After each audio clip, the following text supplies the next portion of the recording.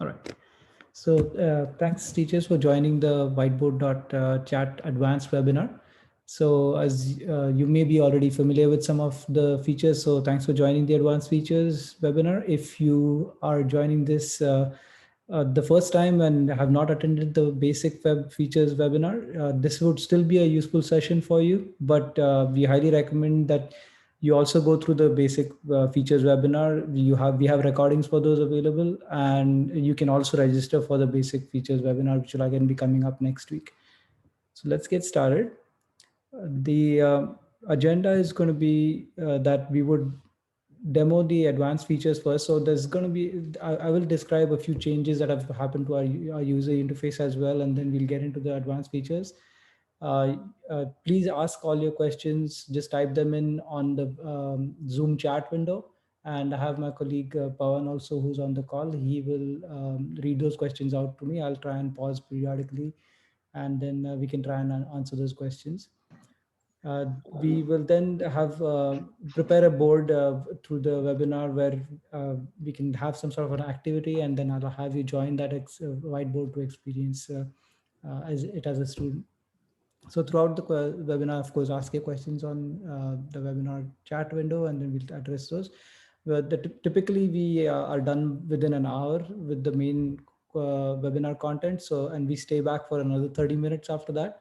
So that's another opportunity where you can get off mute and even talk to us and ask us questions, any specific questions that you run into while preparing your boards and conducting your classrooms. So let's get going.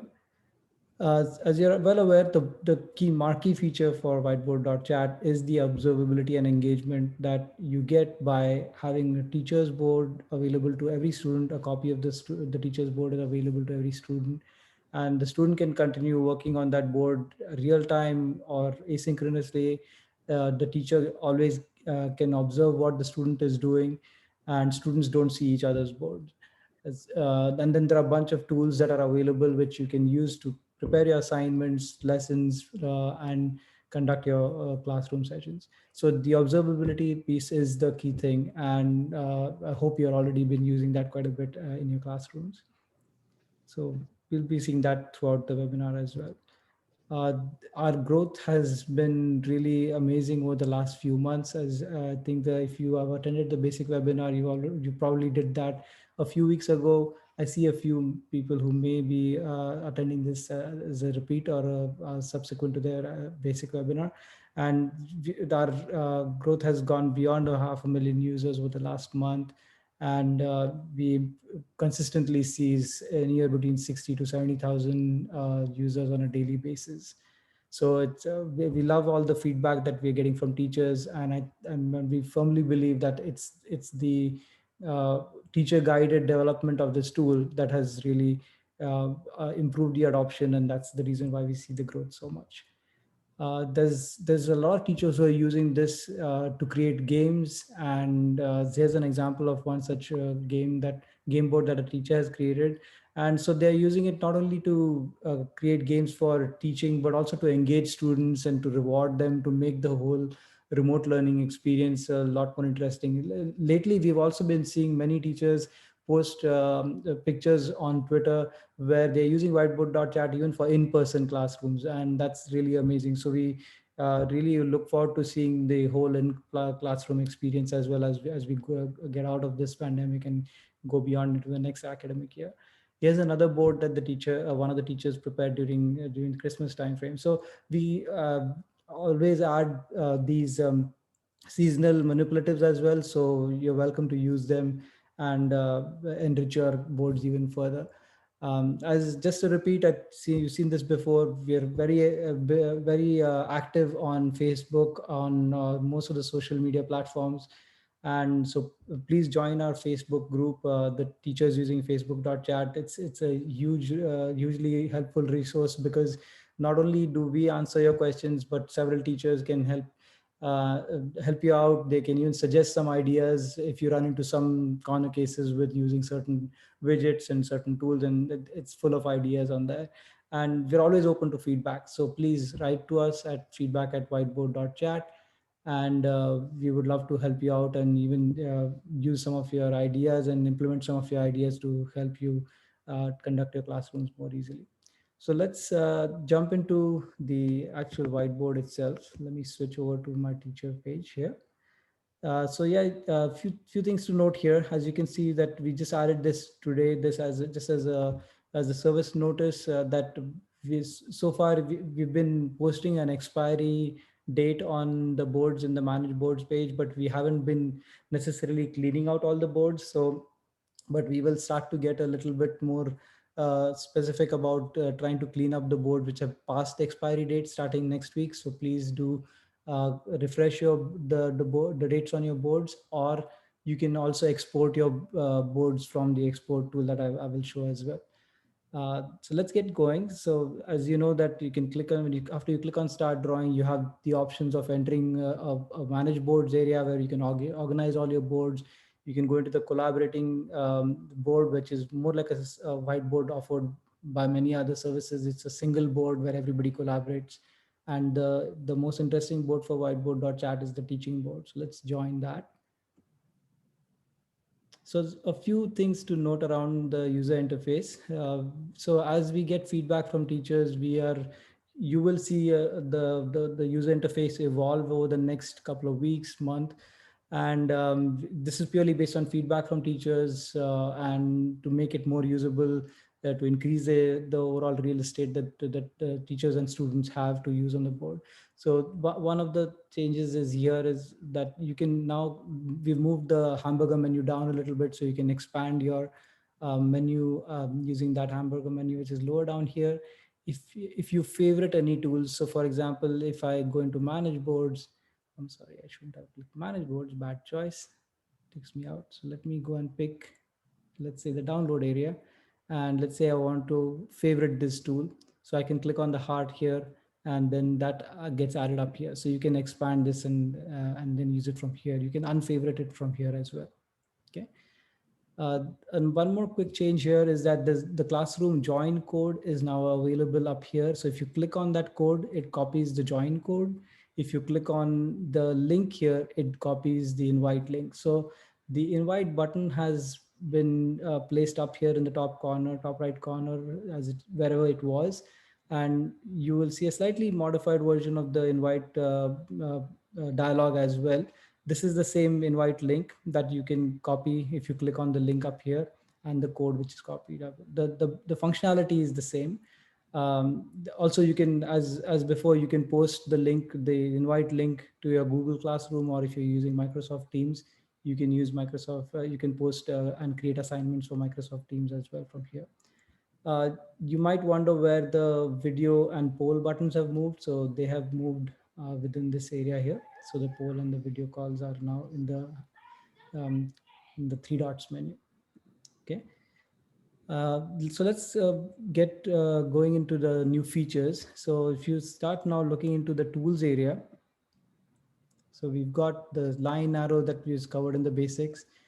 There's a select and crop feature. So let's say that I pick an image. So I have already got an image of, say, spring here. So let's say I take this image, I right click on it and I copy this image. So this is another way I think some teachers ask us about how to copy images from the internet. So you can just right click and copy, or you can use a snip tool to also highlight a particular part of the image and paste it. So now I can come back here and just paste the image in. So as you can see, it's pasting image file. Now, if I choose not to use this whole image, if I want only the flowers, for example, then I would go into the tools menu again and then say select crop. So now I can just select part of this image. All right, and then click on that and say, now I can either crop it or just copy that part. So let me crop it in this case. So that will automatically just condense it down to the selected area. So you could use that for um, creating your assignments as well, because you can upload certain PDFs, and then you can select particular areas of the PDF if you want to as selected questions. Uh, let's move to the other tools as well here. So we covered the rich text and infinite clone in the basic webinar. So there's an enhancement to the website tool as well. So let me click on the website and add the website to here. Now, you may be familiar that you can use the website toolbar to embed other websites. So something like this, where I can paste the URL here. I pasted it there by mistake, but that's all right. And so this, you can add other tools like this geoboard from the Math App Learning Center. Um, and then so you can have your students use that. But in addition to this, what you can also do is, let me get rid of these tools a little bit. I can add, right? So let me add the website again. So you can use it for sharing Google Slides. So let's put the Google slide here. So here I have a Google slide deck, which is about nitrogen cycles. And all I need to do is go to the share button here. And if you click on the lower panel here, you can change the permissions. Make sure that you set the permission to anyone with the link can view this. You can make it a viewable link, or it's an editor in this case, which is fine. I copy this link, hit done. And I use that link to paste it here. Now, one really useful change you can make to the link here, as you can see, this is edit, and you can change this last part of the link and make it preview. And that makes the slide deck a lot more easy to view, because it puts it in presentation mode, and now you can move back and forth, and so can the students. So let me do invite Pawan as a student as well to this board. So I can now copy this link from here itself. I'm going to send it to him, so he can join the board. And then I am also going to use incognito window to join as a student, so we can get a student's view to this board as well. So let me make this a little wider.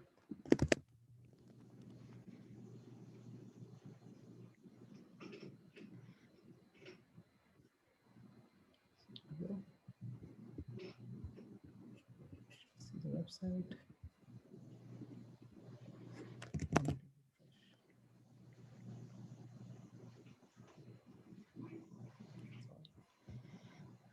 Hopefully I joined the same board.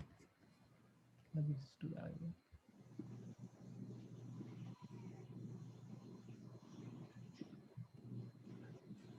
Yeah, sometimes to network load, some of the images and things like that stay there. So your refresh tool is normally the useful tool to use here. So let's prepare a different assignment for the students. So yeah, let's say that I'm going to create a simple math assignment. So I will demonstrate a new autocorrect feature as well in here. So let's say I create an assignment like this.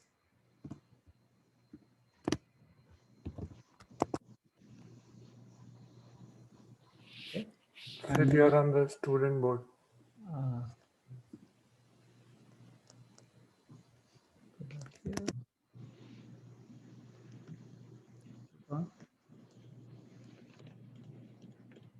So let me add that math problem here again.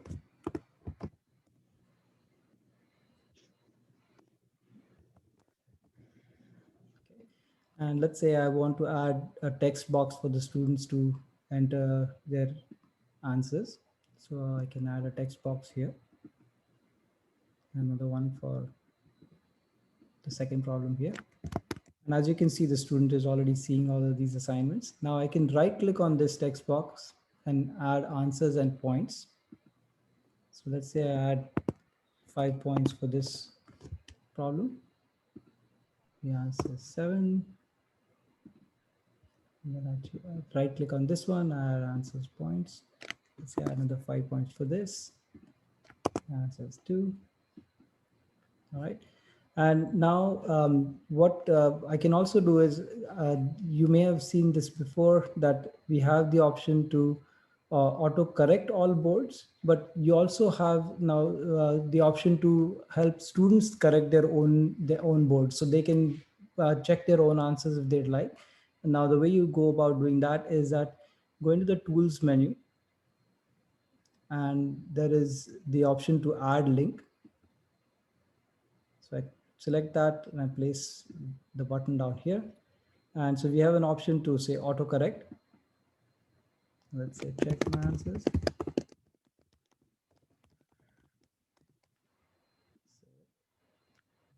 So let's take a look at the student view now.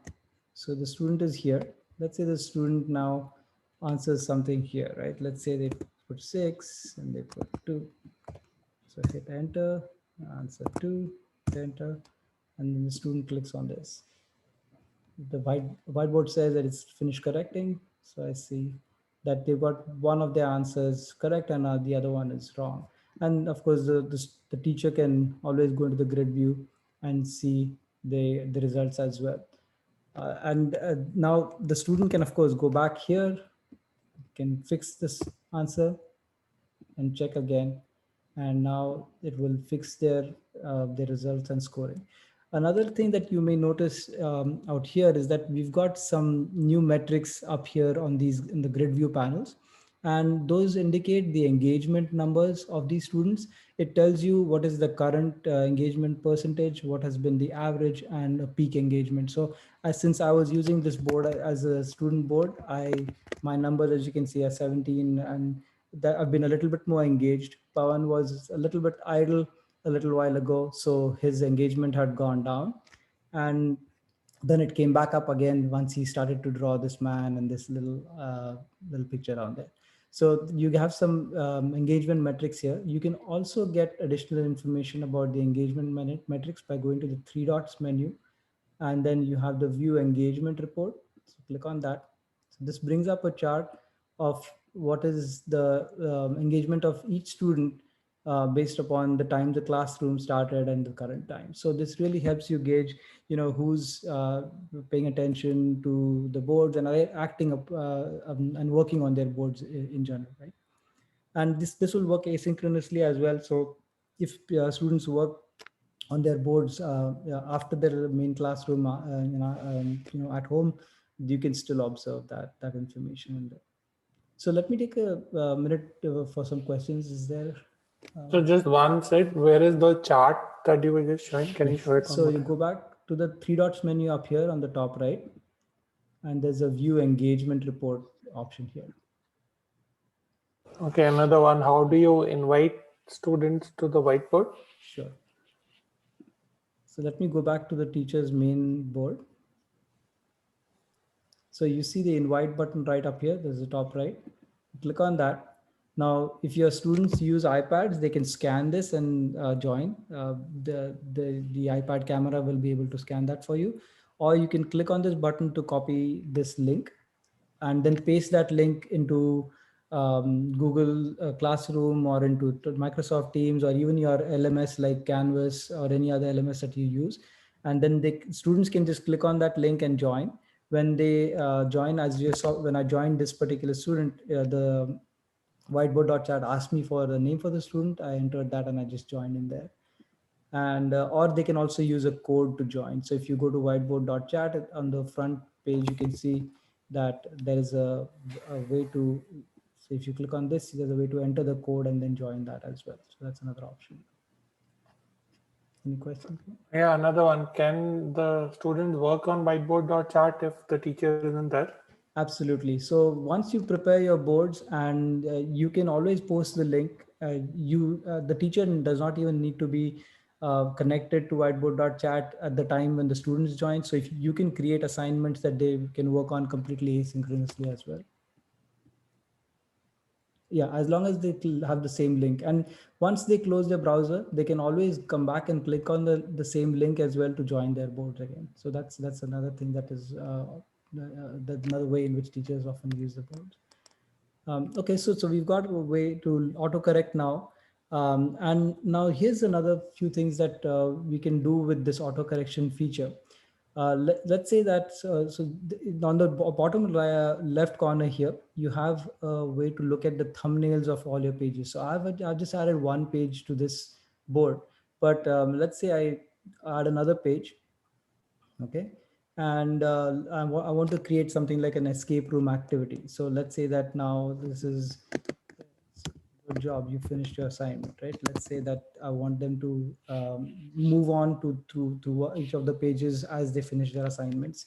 What you could do now is that if you go to the first page, and then now I click on this page thumbnails, and then I right click on the second page. I can add, now you can see a few different options here. So we earlier had delete page, duplicate page, insert page, and now you also can hide specific pages, and you can also add passwords. So if you just add a regular password to this page, so for example, I just add a password like password, right? So if I do that, then on from the student view, I can, if I now I'm on page one, and if the student moves to page two, they get requested for the password. And if the student types in password, then and then sets it, that's the only way in which they can go on to page number two. Okay. So that's one way to use passwords. And the other way is that, let's say that I go on to page number three and I create a different assignment. Let's say that I can create, um, this is another simple assignment. Let's say I create a text box, and let's see, there you go. And the answer to some question, let's say, is say dog, right? Oh, I should actually right click on this.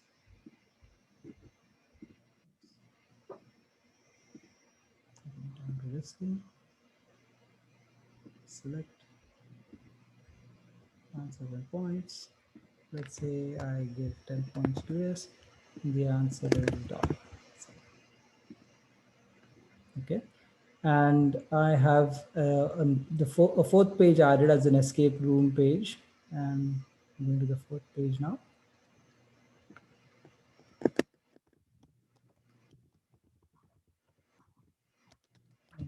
Let's say. Okay. And now I can go to this page view.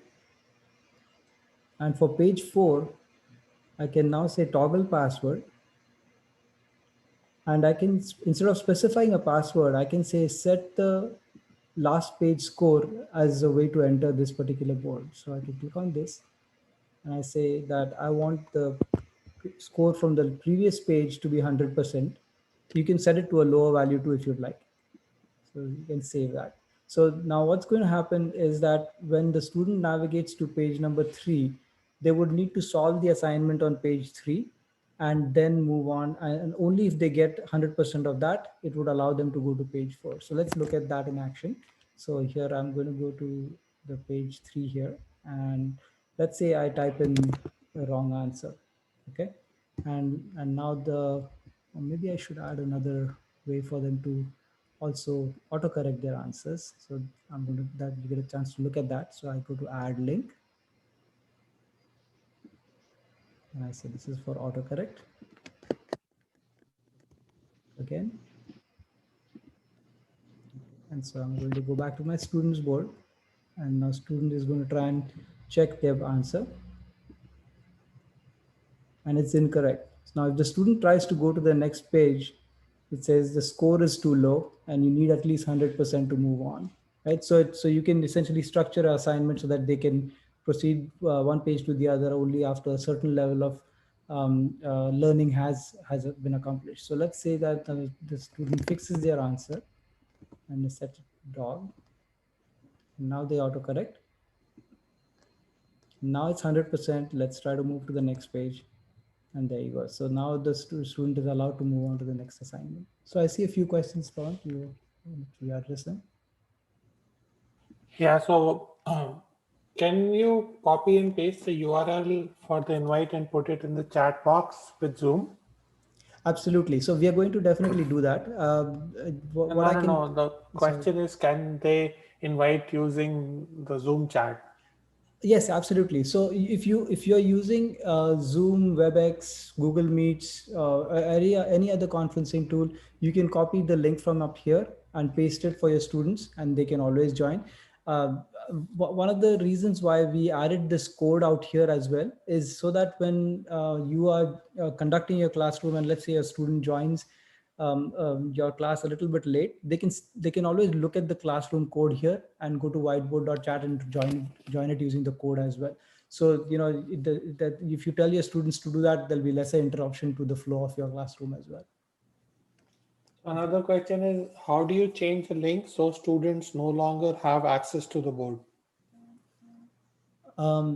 So one thing you can do is that you can lock the classroom so they can no longer make any changes. So that's possible by going up here, and you can lock the class. So now once you lock the class, the student is no longer, it can use can view the classroom but is no longer able to make any changes. So if the student tries to draw here or type here, that won't work. If you want to completely get rid of the assignment, then you can also go to manage book, and you can completely delete this whole board forever. That invalidates the link as well. One more question. If I use this as a quiz exit slip, will their overall scores results be recorded? Yes, so there's a way to download the results as well. So if you go to manage book, there's also, sorry, in the download section, there's a download report that puts the scores of all the students in a CSV file, into a comma separated values file that you can open up in Excel. So let me see if I can open that up here. Sometimes my Excel takes a little, but here it is anyways. So as you can see, it shows you the percentage score count and so on. So it shows you some additional statistics that you can use and record for your grading. Anything else, Paul? No, that's it. For you and your brother and more. What? What for? All right. So let's see, I covered the auto grading parts. Let me also show you something more about auto grading, which involves not just text boxes, but also what we call as a drop zone. So I'm going to go to page number 5. Okay, there we go. So in tools, if you scroll down further, there's this option called drop zone. So this you can draw a drop zone here.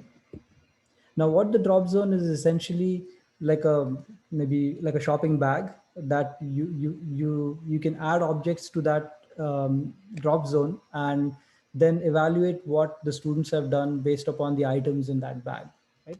So let's say, for example, now I've created the drop zone. I'm going to open up my standard palette, which is like the manipulatives panel. And let's say I bring up some of the math manipulatives. Okay, and I add 100 block, a 10 block, a 1 block. So, and then I can select these items. I can say, so student can enable student to clone, and do the same for these guys. All right, and then I'm going to leave instructions for my students to say, okay, make 112, let's say. Right, so now they need to use these manipulatives to sum up to 112, and to set the answer for this, what the teacher would need to do is the teacher needs to move these and set the values so that the drop zone is initialized.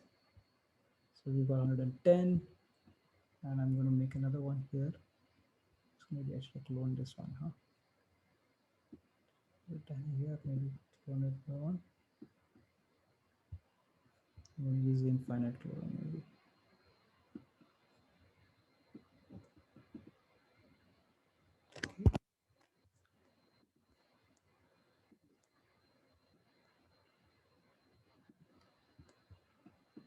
All right, so this is what I want my answer to look like. So now I can select the drop zone itself. I can select add answers and points. And so let's say now I want to give 20 points for this. All right. And so now that has initialized my drop zone. So once you initialize your drop zone, these objects disappear. And now let's look at the student board. So I'm going to go to page 5, the student board. Oh, sorry, I'm going to have to add these so that the students can see these.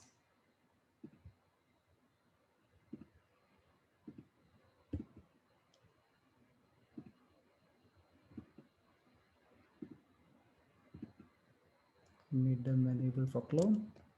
And now I can go back to my student board. So now the student has the same manipulatives available. The student can now start to work on their assignment and start to create their answers. So let's say they make this, right? And so that's a little bit lacking, but let's evaluate that. So now here's another thing that, that is interesting for you to know is if we go to the three dots menu and you open class boards, you may have seen this panel before for removing students and so on, but there's something more that it can do as well. There's also this option to autocorrect the boards. So that's available as well. So, but what you need to be careful about that is that you need to select the right page number. So this is a page number 5 that I want to evaluate, right? So I'm going to say, okay, autocorrect student number, SID student board here. So now let me go here. And so this has been corrected. So looks like the answer was not right. So I'm going to have to fix this. So the student did works on that. And so this is not right. I'm going to have to add two of these.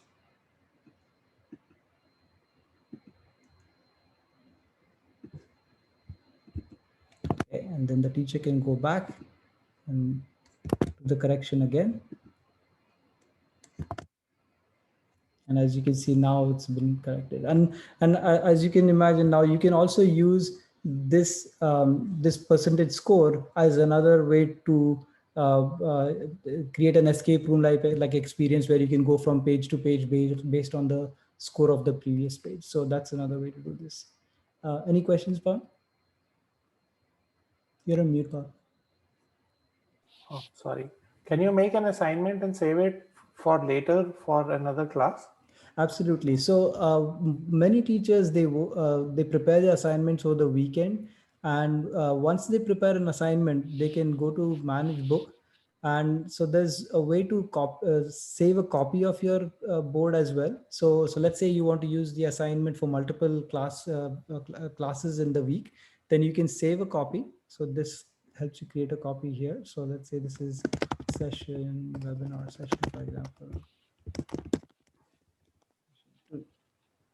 Right, I can do that, and that would create a new item. So of course I've got a bunch of boards here, so you may not see that here. So there it is, webinar session 2 is what's just created, and I can go back to my previous board as well here. Yep. Can you show one more time how do you do the escape room to go to the next page with drag and drop? Sure. So let me do this. Let me just rejoin this board as the student so that he has for the results remaining there. Okay, I'm just going to do this so that I can rejoin this board. I'm going to copy this link again. This is the same that you've sent to your students.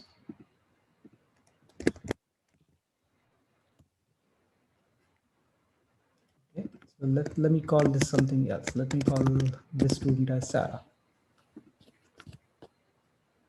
Okay, so Sarah hasn't done any of the assignments so far, right? So let's say that now I am going to go to page number 1 here.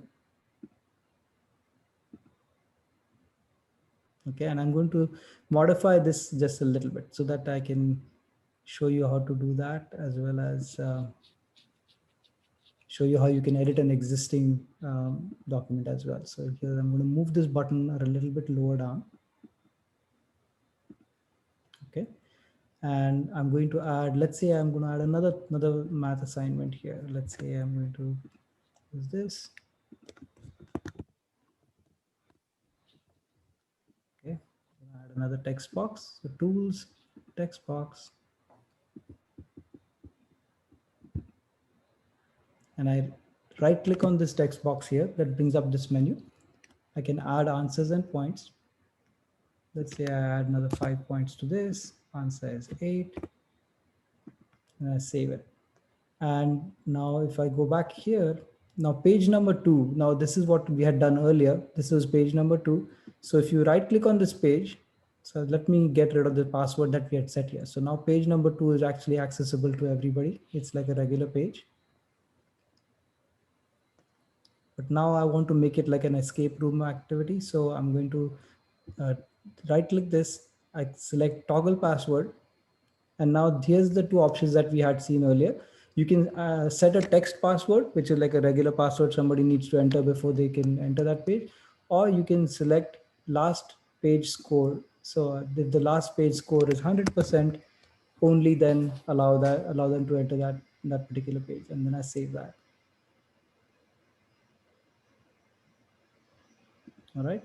And so now if I switch back to Sarah's board, let me change Sarah's color so that it's easy to differentiate. Let's say I select a little bit less. Okay, there you go. Right. And so now Sarah needs to answer all questions correctly. And let's say she makes some mistake here, right? And then she checks.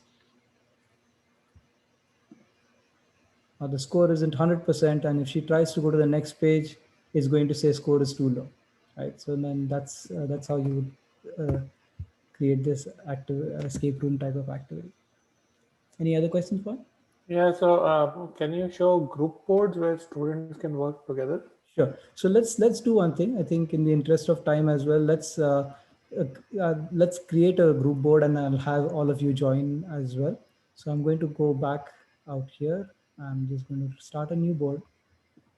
So start teaching. Let's pick our spring image out here. Sorry, should have clicked that.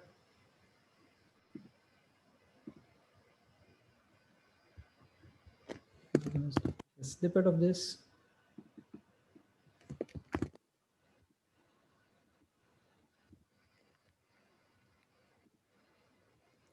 Paste it in here.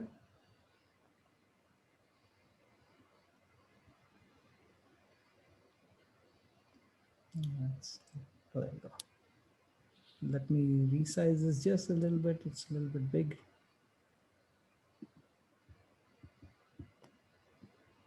All right. And now if I right click on this image, you can see that there's a make jigsaw option. So if I click on that, this is a way you can use to make a jigsaw puzzle activity. So let's say I want to make 10 pieces out of this. So this arranges these. These are already marked as students can move. So you can. So now the teacher can say move and resize. So you can shuffle these pieces around a little bit so that it's a true jigsaw puzzle. And let's see. Now we have about 13 participants. So let's just make say about 3 or 4 groups.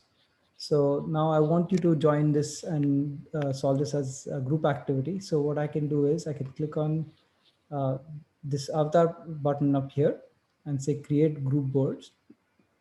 Now, if you already have students on your in your classroom join the class, then you see your students listed here, and you can select which groups your students you want them in the group, and then create your groups there dynamically, or you can recreate the groups. So let's say I want to just create 4 groups. So I already have 4 groups named here. So I'm just going to use these names G1, G2, G3, G4, and I say pre-create groups.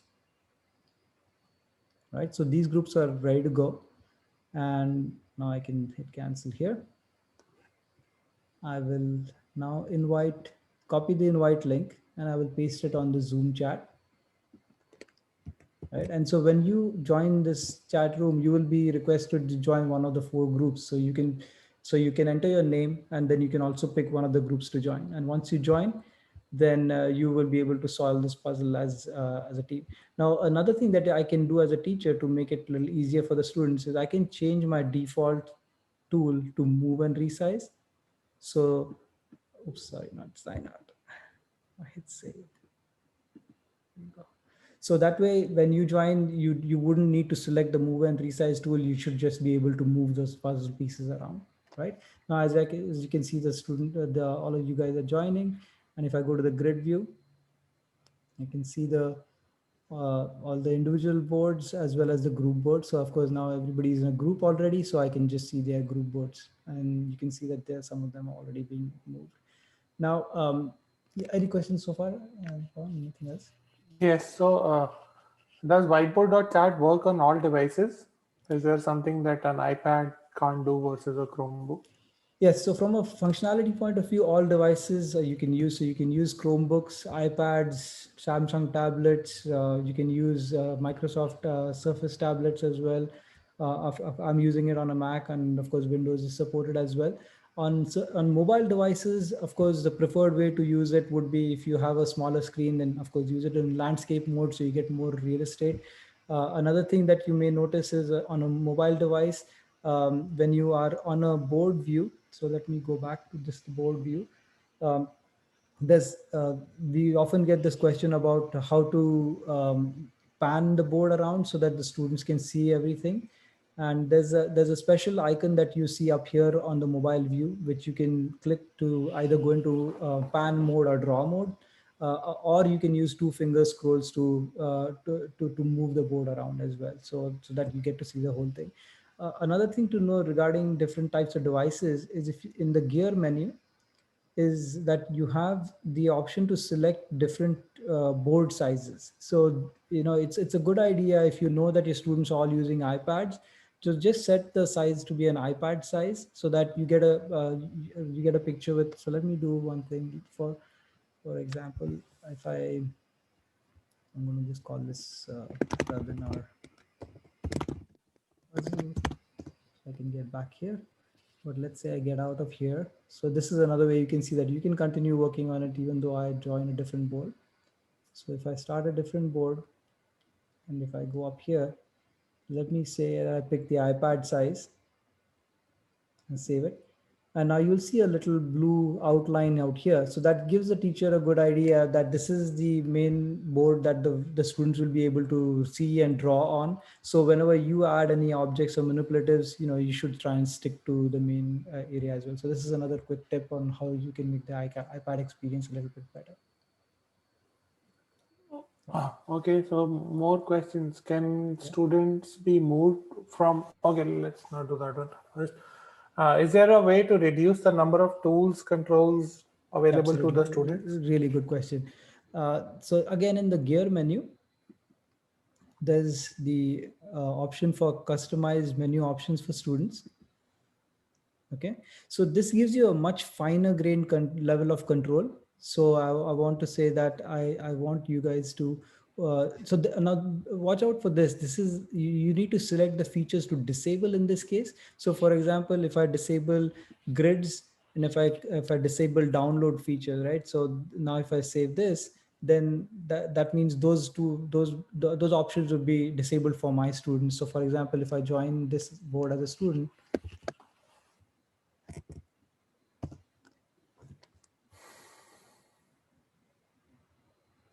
so those options have been removed for me, the grids option and so on. So that's one way to do it. Another maybe a little bit more of a shortcut is that you have the option to say students can only students see simple tools, or students see very simple tools. So this is almost like a baby mode. What I can do is, let me join the previous board that I had. So if I go to my manage boards and I search for, let my boards load first. Okay. Okay, so here's my webinar puzzle board. I can go back and join it. And if I change my toolbar options here to say students see simple tools and save it, some of you might see that your toolbar now has fewer options, or some of you may have to refresh your board, depending. Sometimes it just varies based on your browser and your device. But you will see the number of options get limited. Yep. Anything else? Yeah. So, can you move students from one group to another group?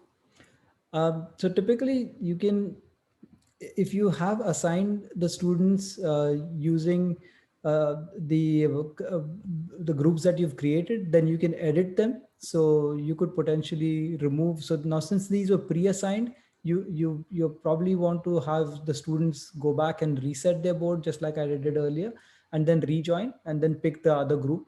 But if you create a group manually using this sort of a method where I can pick students and then have them select and so on, then you can go and edit that groups and so remove them from a group and then add them to as well. Another question is, if you're showcasing a student, can you do it without the name? Yes. So when you showcase a student board, it's already without a name. So let me do this. Let's see if I have any student boards here. So for example, let's say I showcase Pawan's work. So when that happens, there's no indication about which board is or which student's board you are showcasing. So it is hidden. And if you can showcase multiple students as well. So that's another recent feature that was added. So for example, I showcase another student here, then you should be able to see both the boards and they get juxtaposed with each other. So I'm only seeing your screen right now. So should we see the two students that you just chose? I said, I don't think you should do it with the group board. Okay, let me just do it on a different board. I think that'll be much more clean. We go back home. So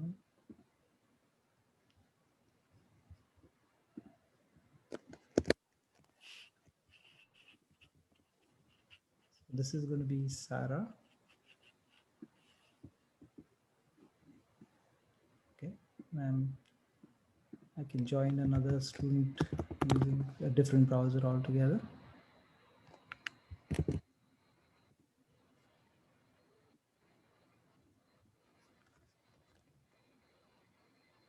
So let's say this one's name is Kiran.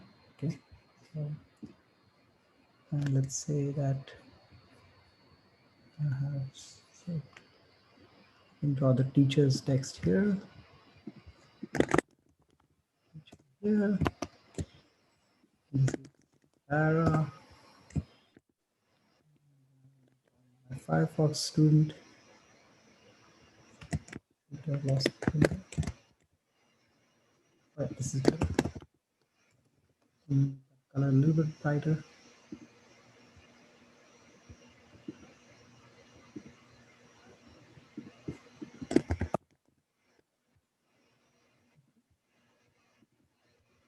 And now, so as a teacher, now I can go up here and I can say, okay, I'm going to showcase Sarah's work.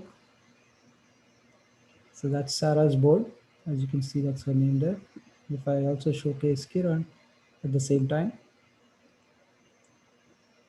then both those boards will be shown right up there. And you can actually add more as well. I see that if Sarah's been trying to, yeah.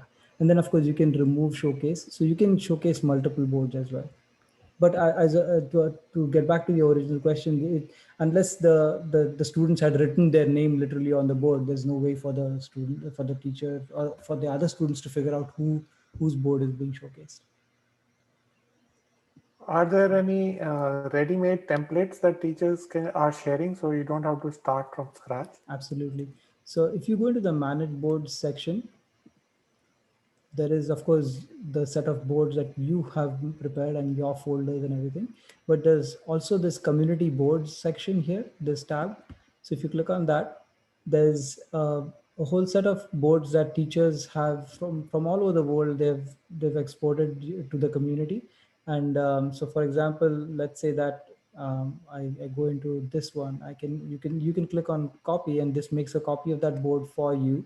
And you can then of course make any changes with it that does not change the original board. You can then have your students join the board and so on. And the way for you to publish boards to the community is by going to the manage book and then say publish to community. That takes you to a Google form where we request you for some basic information about the board, such as the grade or what subject level this is applicable for, and then submit it. We typically take a few days to just review the board, make sure that it's suitable for the community, and then we publish it, and it will then become available in the community boards area. And of course, if you want to share specific boards only with some teachers, then you can also use a send a copy functionality as well. So if you click on this, then it gives you a link that you can share with anybody. And if they click on this copy link, they just get another copy of your board. So this is another way to share it with maybe just your school, for example, and if you don't want to export it to the community. Oh, when I showcase a board, it no longer appears on my screen. Is that okay?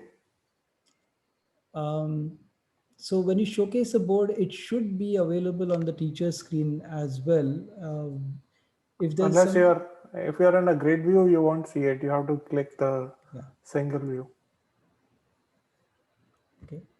All right. Anything else? Another question: what is rich text and immersive reader? Okay, so let's say that let's do one thing. Let's move on to the next page here. Just as an example. Oh, she's added more pages here using this other teacher's board. Okay, there you go.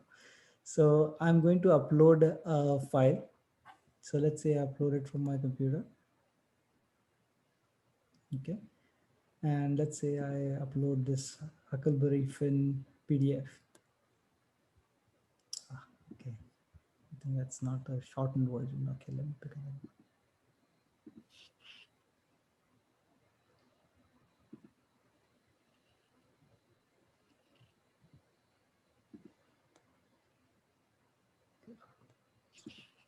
That's the one I wanted.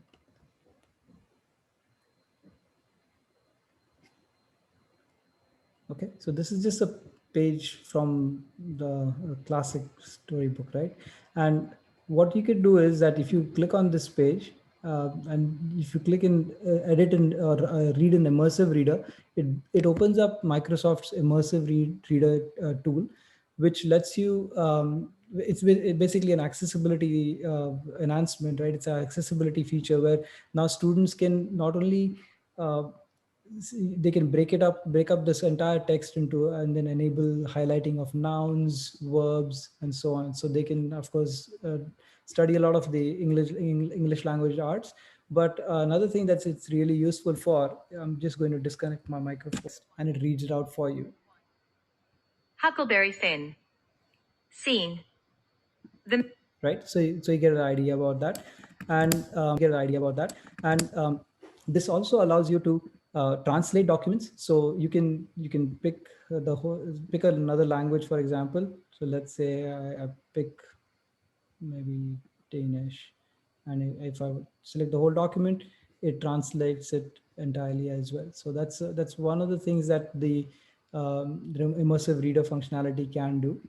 Of course, this is not only limited to the PDF documents, but so if you type in some standard text on me, and then if I select this, it brings up the immersive reader there as well. So if you prepare your own content, you can have it read it out as well for you. Another really wonderful thing about the immersive reader is that if you add a manipulative, for example, let's say um, I add an animal. Let's say I search, look for a squirrel. Okay, I add this little guy here.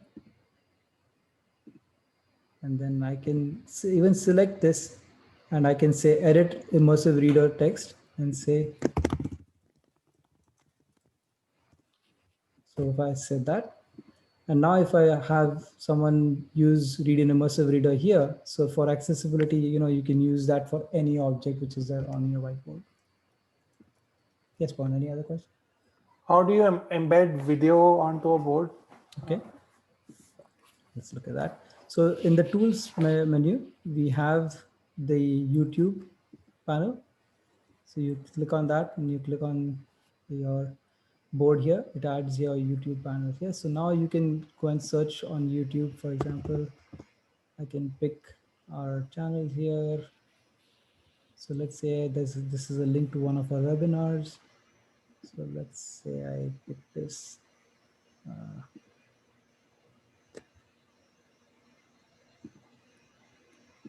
I can just select this link paste it here. Right, so this lets you share any of the content on YouTube. Now, the wonderful thing about this is that you can also specify a start and end time in seconds. So let's say I want the students to only view the video content between 100 and 200 seconds when they start with. So when you set those values, the students are automatically, then whenever they play the video, they will start from 100 to 200. Yes, Paul, Okay. any other questions? Sid, can you show that break apart tool really Yes, quickly? I was just going to go on to some of We the have other features as 4 well. more minutes left. Yeah, yeah. So let's go on to the next page here. So here's some new functionality. So let's say you have manipulatives like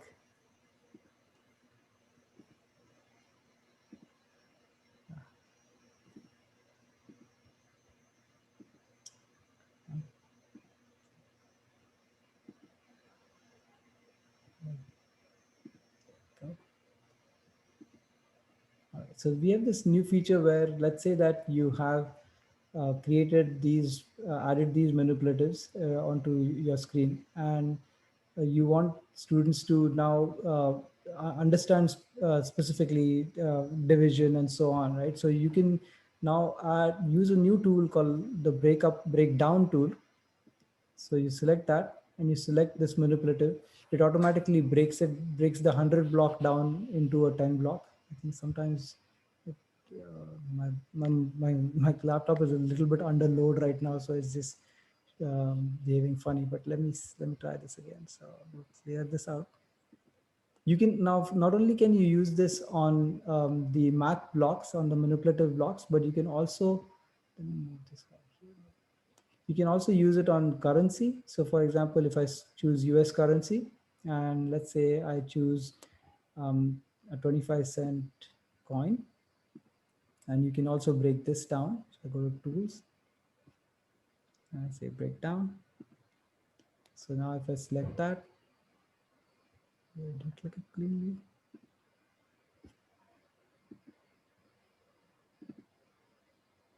There you go. So now it breaks down objects into into smaller pieces. So now if you create assignments like the drop zone where you want them to pick coins of certain values and add up to a particular value, then you can use this feature as well. There's also the functionality of the drop zone being used as a counter. Let me show you that as well. So let's go to tools and then go to drop zone. I'm going to create a drop zone here. Okay. And now you can make this drop zone as a counter. So now when you do that, you can add specific objects in there, and which can be coins. It can be even math objects. So for example, I can also create another drop area, which has where you can use some math manipulatives. So let me add another drop zone. Maybe add a few of them here.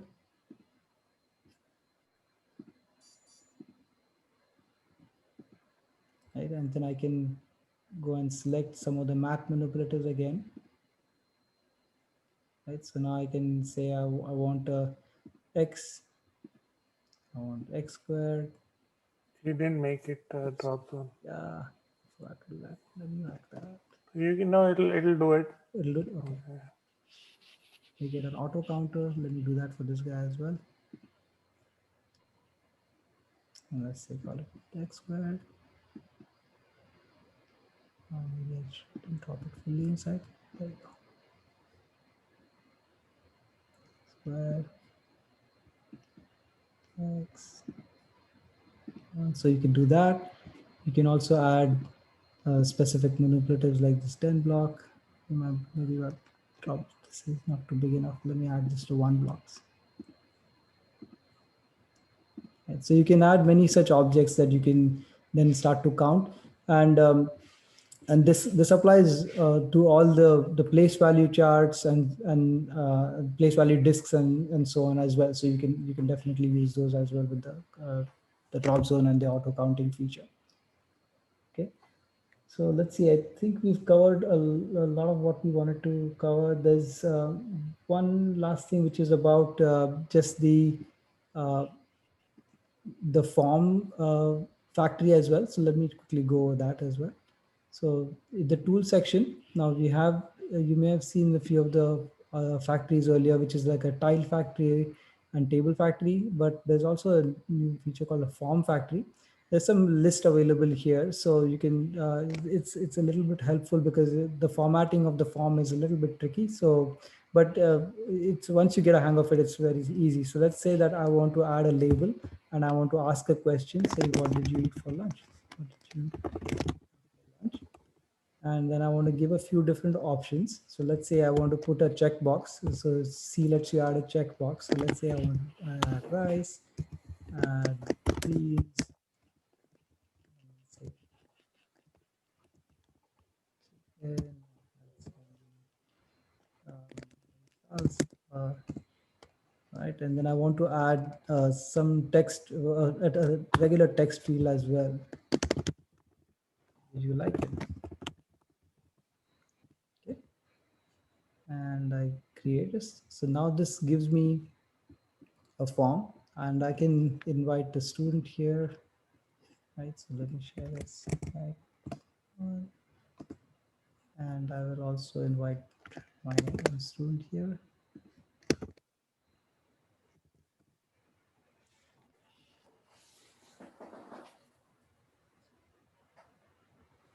Okay, this was in page number 8, I believe. So let me go on to that page.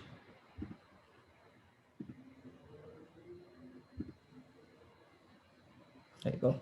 And so now Sarah picks, okay, she had, maybe goes into select and say beans and chicken. She says yes. And then she clicks submit. Now, one thing to note is that you want to make sure that the color of the button changes to submit to know that it's been submitted correctly. And now the teacher is able to look at the results of what the students had said. I'm going to select this. There you go.